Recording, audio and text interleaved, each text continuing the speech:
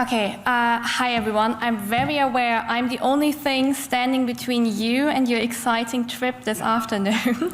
So I do apologize about that. Another thing is, I think one of the speakers earlier said something along the lines of being the odd one out. I think I can actually top that.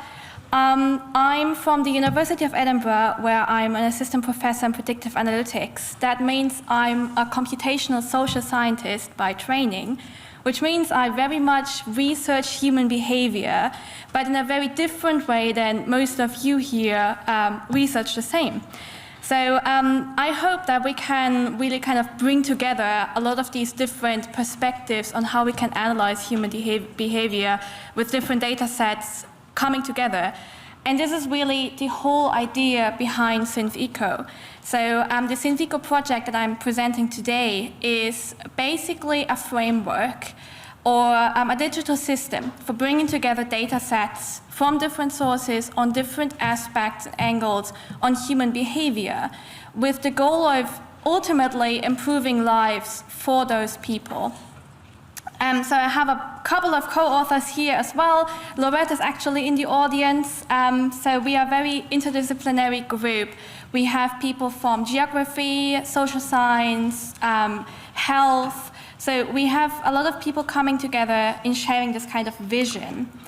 And that is the vision I just talked about. So we have a lot of different determinants affecting human behavior and human health.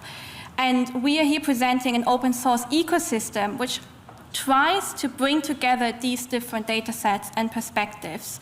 And the focus today specifically is on this idea of a brain to society pathway to analyze life course human behaviors. So when I talk about synthetic data or synthetic ecosystems throughout this talk, I typically take the perspective of synthetic populations or population synthesis studies, which is a slightly different perspective on synthetic data.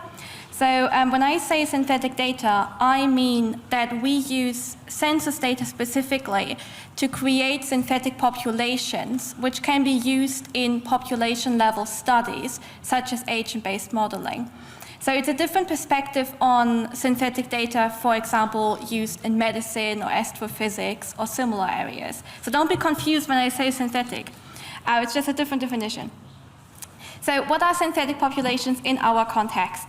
We use census data, which is usually published in different formats by governments all over the world. And they usually come as aggregated data, which is describing the whole population of a specific region, as well as samples of households or individual data. So we are trying to create a whole population which is able to represent that aggregated data for the given geographic region using the households or individual level data that we have. And we call that a synthetic population because while the properties are created in such a way that they are from known totals, from our summary tables, they are actually records of sampled individuals or households. So here's a brief overview of the methodology. I'm not going into too much detail on that, but we have adapted this approach by Pritchett and Miller, which you can have a look at if you're interested in how we create these populations. So I've talked about synthetic data, I talked about synthetic populations. Synthetic ecosystems take that a step further. Our idea is that we are trying to layer data sets from different sources, such as synthetic populations, but also environmental data, geographic data, population level data, for example, on health or financial indicators, different dimensions that we are interested in, and layer them on top of each other to create an ecosystem where these individuals, which we describe through our populations, can actually then be described with a multitude of data sets to be accurately representing their natural behavior in their actual environment. So instead of looking at the individual taken out of the environment, we are putting them back into that context, and we are analyzing the behavior within the context. Yes. So SynthEco is the idea of creating a synthetic ecosystem. That's exactly what I just said. population as a basis, create an ecosystem around that, merge in longitudinal study data, cohort data, data on health, well-being, and hopefully, which is the whole reason why I'm here, the idea of also bringing in neuroscientific data on individuals in order to be able to link the behavioral data that we get from the social science studies to the neurological basis which is affecting the behavior that these individuals are showing. Let's skip that one, yes. So let's talk a little bit about the cohorts and surveys that we already have in SynthEco. So that really depends on the different dimensions of behavior that we want to look at. We are interested in aging. Healthy aging was one of the topics mentioned by a speaker yesterday, to be able to understand how people age throughout their lives. We're interested in the link to financial well-being and mental health studies. So we are bringing together a lot of these different data sets already. And by linking them together based on shared variables such as their geospatial location and demographic indicators of these individuals, we hope that we can then create a population which has multiple dimensions on their human behavior. So the idea is that some factors describing these behaviors are constant. So genetic factors that impact how individuals are behaving later are constant over the life course, and then there are other factors which are coming in which are changing. So for example, where someone lives, how they go to work, how they eat, what kind of food they eat, how they are feeling mentally and physically throughout their lives, all of these factors are changing over time. So how can we use, for example, constant genetic markers in combination with these dynamic data sets to, for example, predict later life health outcomes in individuals in combination with these environmental data sets that we also use in our SynthEco.